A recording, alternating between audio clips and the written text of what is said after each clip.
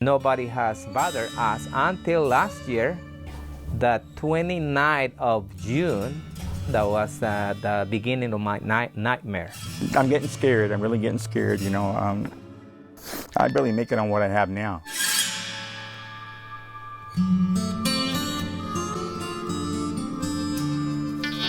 This desolate patch of desert on the outskirts of Los Angeles County is known as the Antelope Valley. Few people want to live here, and the collection of rugged individualists who do are being chased away by what the county officials call nuisance abatement teams.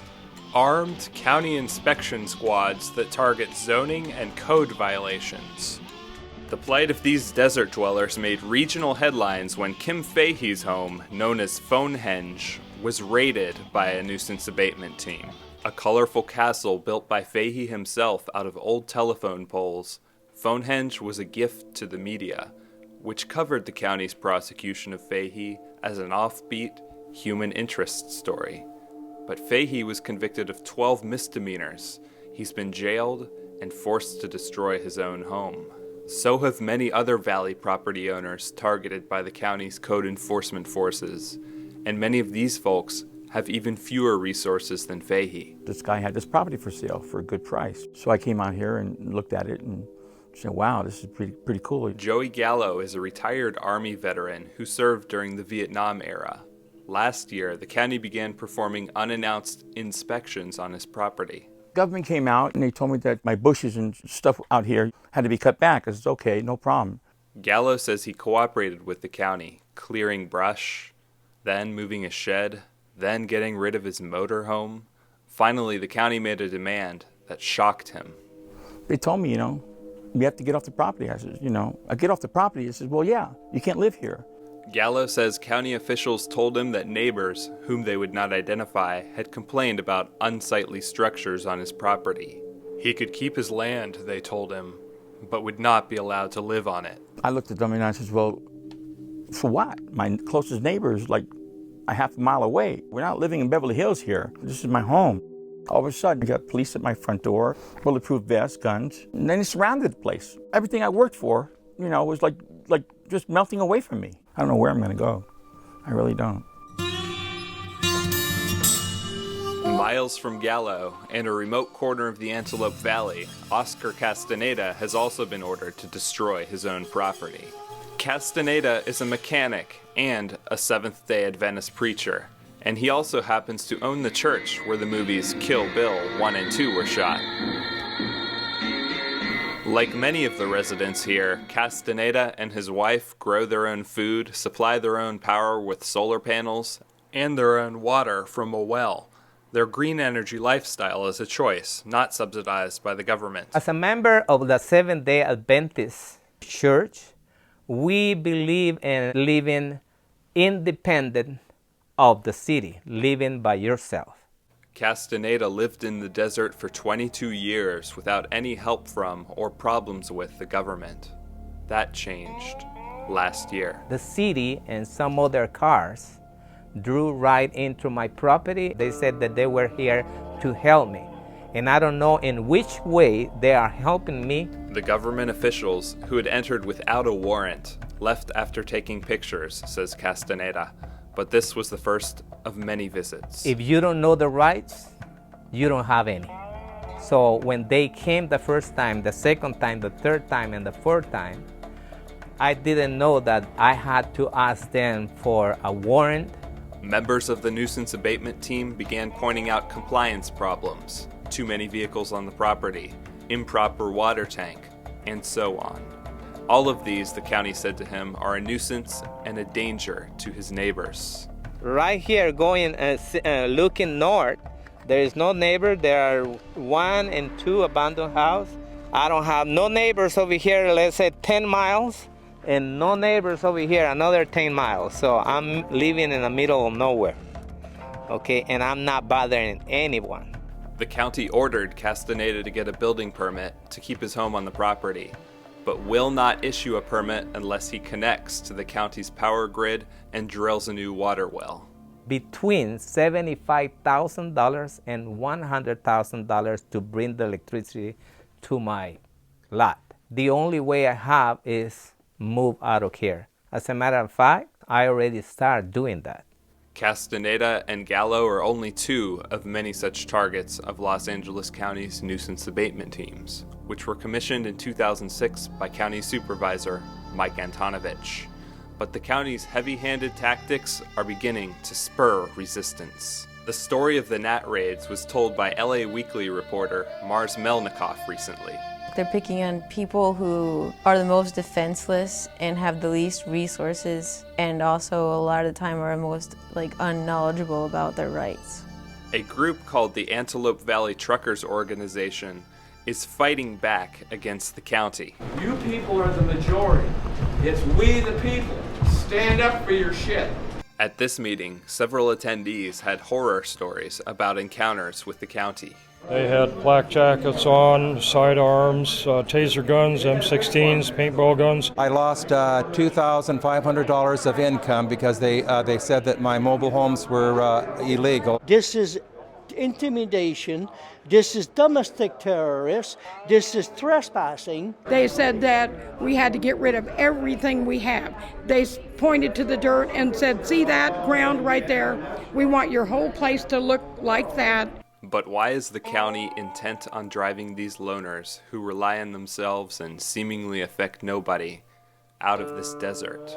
There are many theories from those being pushed out. I think it's a future development, putting a highway through here. I think, when the airport comes, land property's going to be worth something. There's the high desert corridor, which goes from the 14 to the 15. If they can get people off their property and buy that land cheap, somebody can make a lot of money. I believe is more control.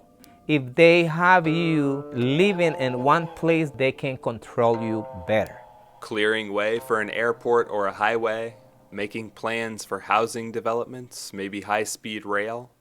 This video from the county's Department of Regional Planning contains lengthy descriptions of process, but no insight about the government's goal for land it has cleared of residents.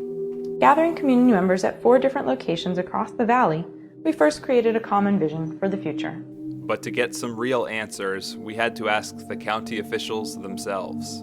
Unfortunately, our interview requests were turned down by County Supervisor Mike Antonovich, Deputy District Attorney David Campbell, the Los Angeles County Planning Department, the LA County Department of Public Works, and the Antelope Valley Department of Regional Planning. So we decided to attend a County Board of Supervisors meeting to ask Mike Antonovich why these individuals are being forced from their homes. We had made a few requests to talk with Mr. Antonovich to no avail, so that's why I'm here, just to ask a few questions and hopefully get a few answers. We want to know how using nuisance abatement teams to force Antelope Valley residents to destroy their houses and vacate their properties is in the public interest. And that's directed at Mr. Antonovich. Perhaps I can clarify that the time for public comment doesn't require responses. We were informed that Antonovich was not required to respond in this public venue, and at the conclusion of the time, Antonovich simply requested written record of the questions and said he would get back to us. Afterwards, we were approached by Antonovich's press secretary, Tony Bell, who refused to comment on camera, but said that the county is simply responding to code violation complaints from neighbors in the area, and any speculation about redevelopment is purely a conspiracy theory. Meanwhile, for a purpose that nobody knows, the county continues driving away the few people who still want to live there. Anything not covered in the area plan is covered by the countywide general plan. If the general plan is like a house with all the basic rooms, an area plan is like an addition to a house. It adds additional value for some residents, but could not stand alone from the main house. People showed us where the key centers of activity were, what areas were right for what kinds of development, and what places should be preserved. The public can still provide input at every step of the way, so please stay tuned.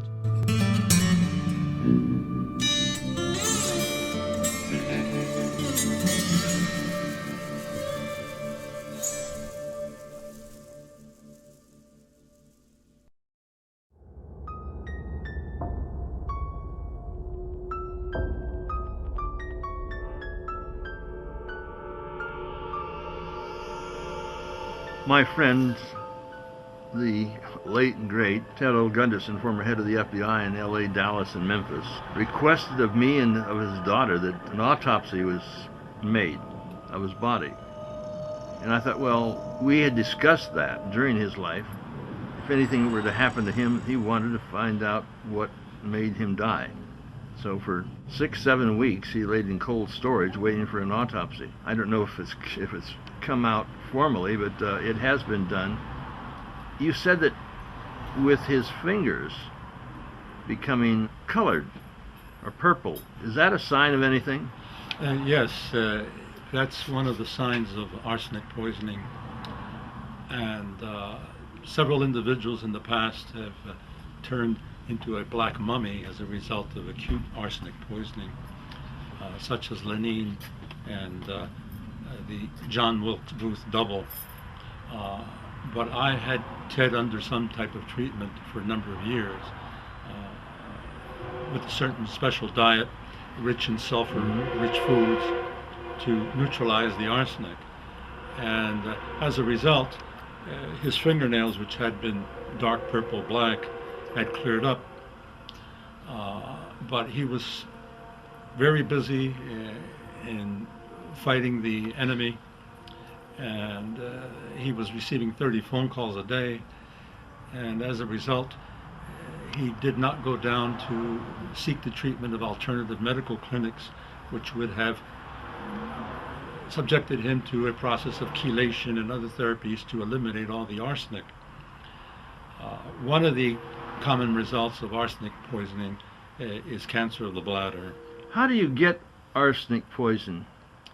Well, unless somebody wanted to kill you.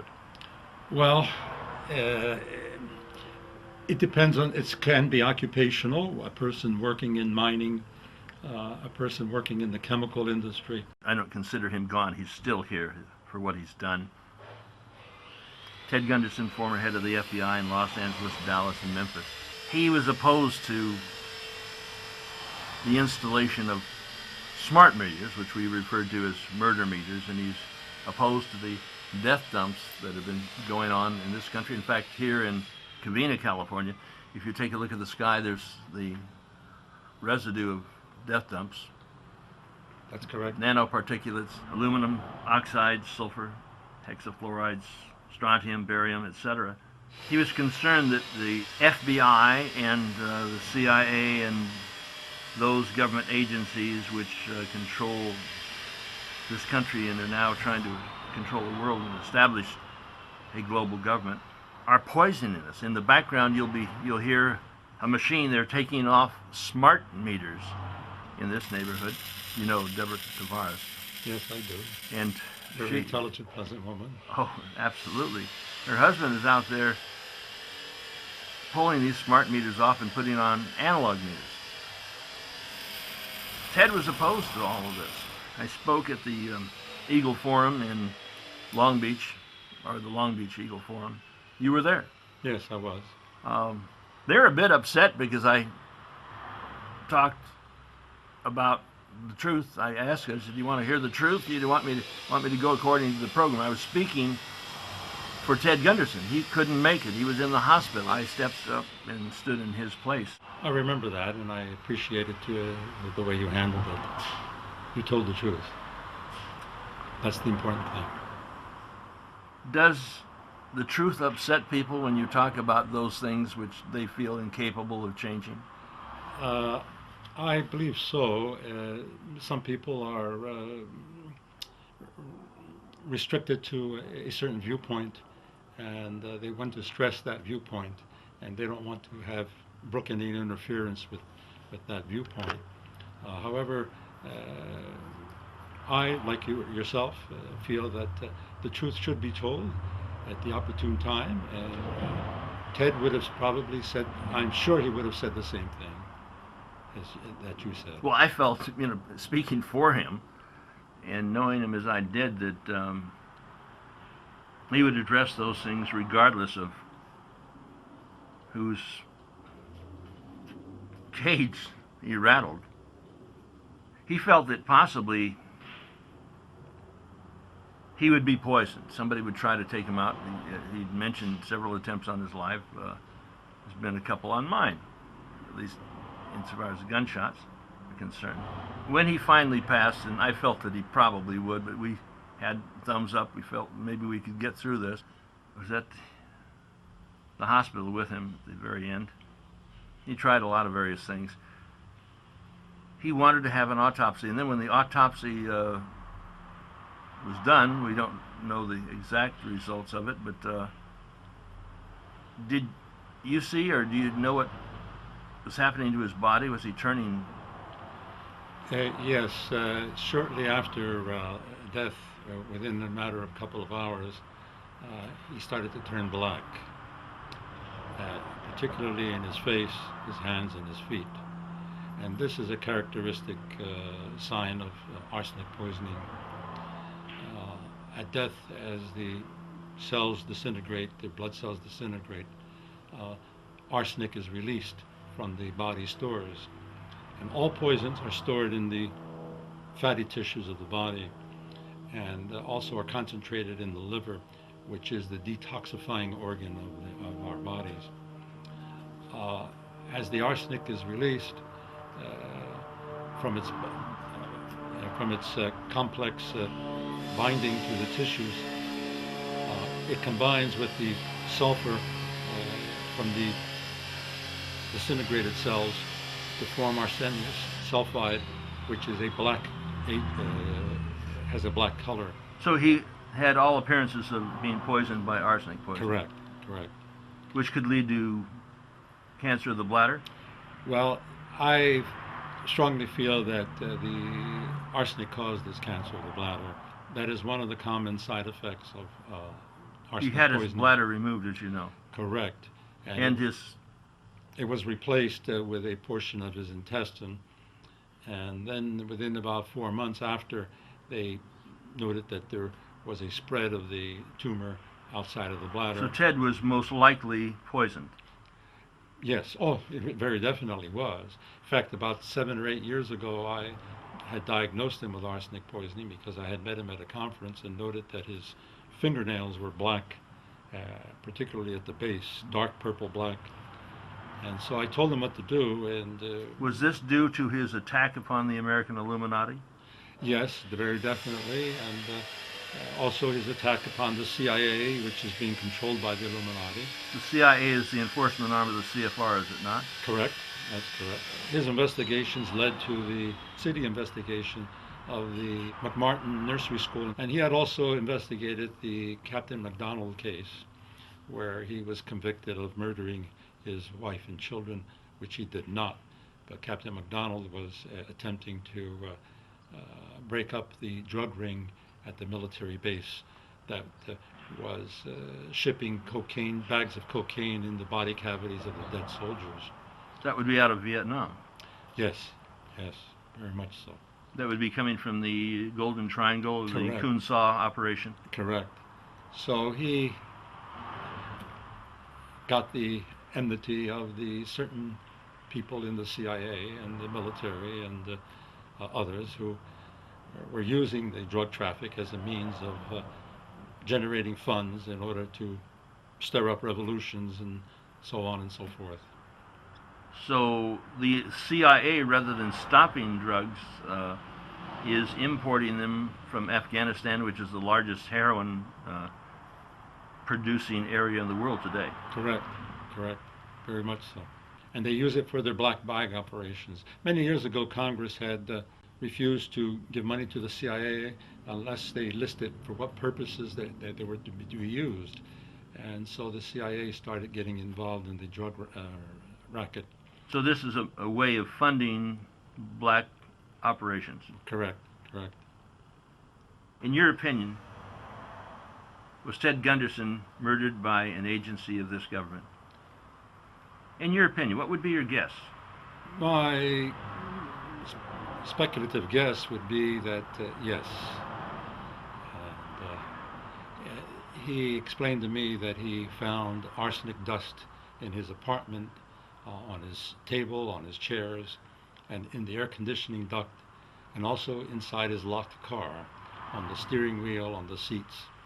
So someone who has the ability to enter secretly a car in an apartment house and do all that without leaving any fingerprints indicates someone high up in the circles, so to speak.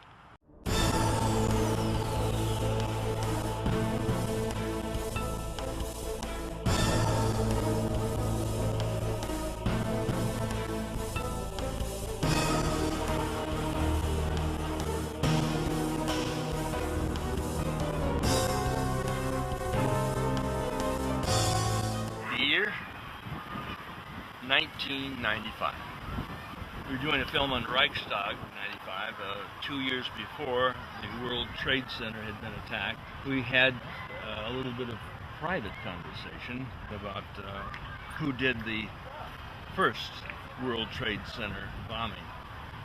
The FBI had an informant in among the terrorist group on the World Trade Center car bombing February 26, 1993. And Salam, a former Egyptian officer, 43 years old, was commissioned by the terrorists, he was one of the terrorists, to put the bomb together for the bombing of the World Trade Center. And he went to his FBI superiors. He said, "We're going to use a dummy bomb, aren't we?" And they said, "No, we're going to use a real bomb." Well, Ted, wasn't this guy a terrorist hired by the United States government, hired by the FBI? In fact, did they not, in fact, give him monies to buy the bomb which went into the World Trade Center? He was an informant for the FBI against the terrorists, and he wore a body mic on their instructions when he met with the terrorists. And unknown to the FBI, he wore a body mic when he met with the FBI. And fortunately for him, otherwise he probably would have been prosecuted himself. This came out during the trial, and it appeared in the October 23, 1993 New York Times, this information I'm telling you right now. And so he was told to put the bomb together by the terrorists. The FBI told him, "No, we're going to use a real bomb, we're not going to use a dummy bomb." And the FBI not only furnished the ingredients for done and knew in advance that they were going to bomb the World Trade Center car bombing with the car bomb, they furnished the ingredients for the bomb. Well, this is a sting operation, wasn't it? It's a sting operation, yes. But nevertheless, the sting operations can go down without using real bombs. There were 6 people died in that bombing. I think 1,000 people were injured and $500,000 in damage. $500 million. $500 million? $500 million. And there's just absolutely no excuse for this. But that's all part of the ploy by the government, this covert government criminal enterprise. I call it rogue government criminal enterprise. It's all part of the ploy by them. After that, of course, the car bombing of '93, Oklahoma City bombing, and then 9/11, and then all these terrorist acts were designed in order to set up Homeland Security, pass the Patriot Act, and take away many of our constitutional rights and civil liberties. So Ted was most likely poisoned. Yes, it very definitely was. In fact, about 7 or 8 years ago, I had diagnosed him with arsenic poisoning because I had met him at a conference and noted that his fingernails were black, particularly at the base, dark purple black